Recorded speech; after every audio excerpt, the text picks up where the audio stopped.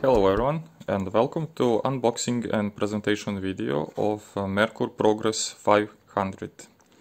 This is a small handle version and it comes in very basic cardboard box, nothing special, and it comes in this paper wrapper with bare minimum of care instructions, how to clean it to one and so.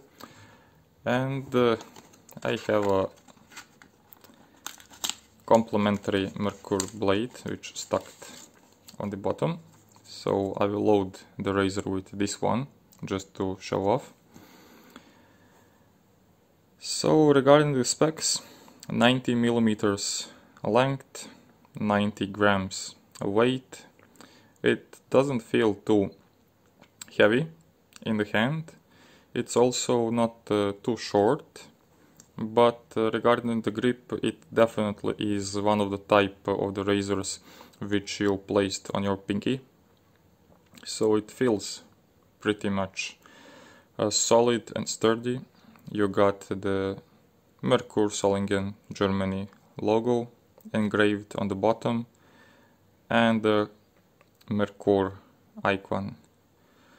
It doesn't look like a Greek god at all, but same goes on this bottom part. So my first impressions regarding this razor are actually it looks much nicer in the real life than on the review pictures and YouTube videos.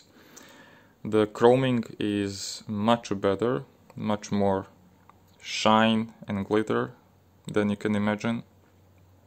It is also pretty thick, you know. This is a casted alloy manufacturing process and assembly for this razor, and it doesn't feel too cheap. It actually have more than decent weight to it.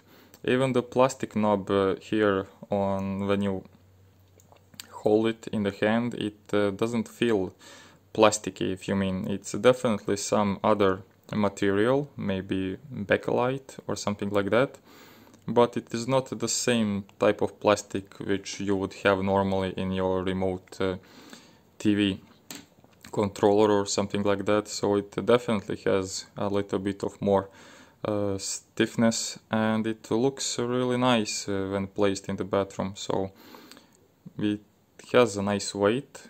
The grooves are lined, similar as in Fatip Grande, for example. You have these blocks of two narrow ones,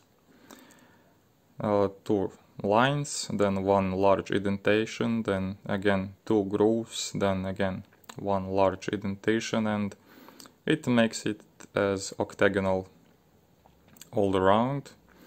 But it definitely feels very nice in the hand. So I'm leaving finger marks on the top, and as you can see, it's pretty polished, so like a mirror finish. It's really impeccable in that terms. So this is the new cast model from 2016 and beyond. You can recognize it by this smaller arrow. I heard that the older ones had a larger mark on it, so let's see how the mechanism works and how is it difficult to change the blade. So you unscrew it, open it up, and the main thing which I notice and sort of intend to dislike is it appears that this thread is a little bit on the thinner side compared to other 3-piece razors.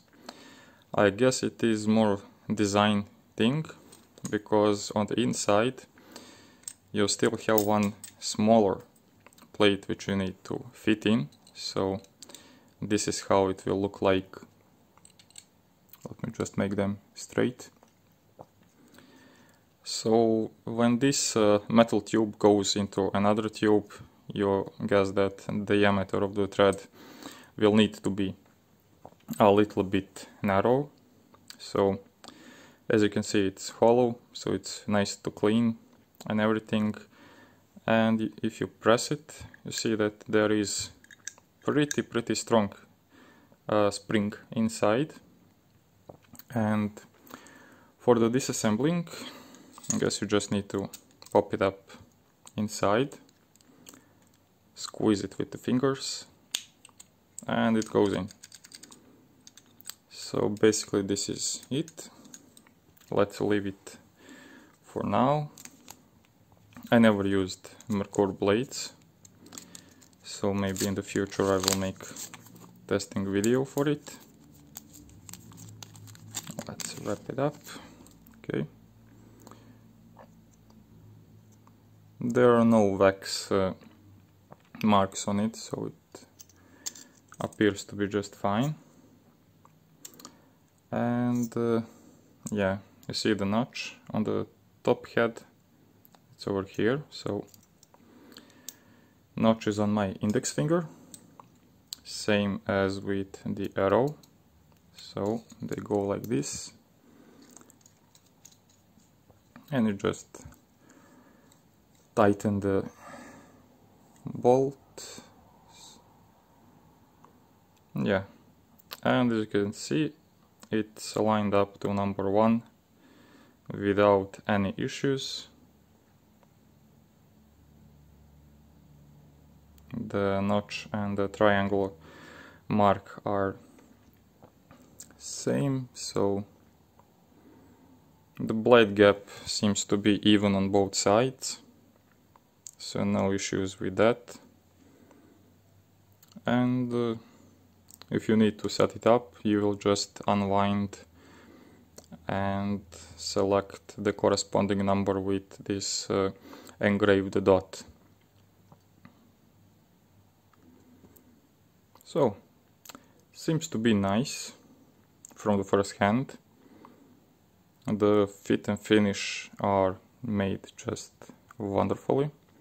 So this is now on number 4, and I kind of feel a little bit of blade, so I guess that it has a positive blade gap. Let me dial it down to number 2. And now I don't feel it, so it appears that it not only increases the blade gap, but up to some point it does change the blade exposure from neutral to positive. So I wonder how is this going to feel in the real shave, but for now on I really don't see any drawbacks from this razor. Maybe the thin thread inside,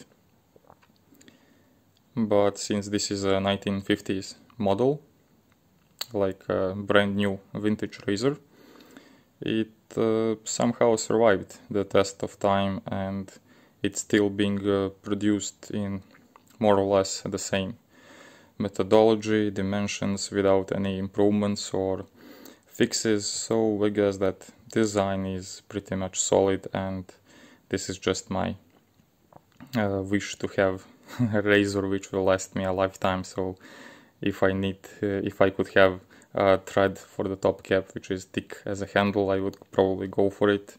But nevertheless, it's really a nice looking one razor. So I hope you liked it, and I will make more videos to tell you how this actually shaves. Until next time, stay well and bye bye.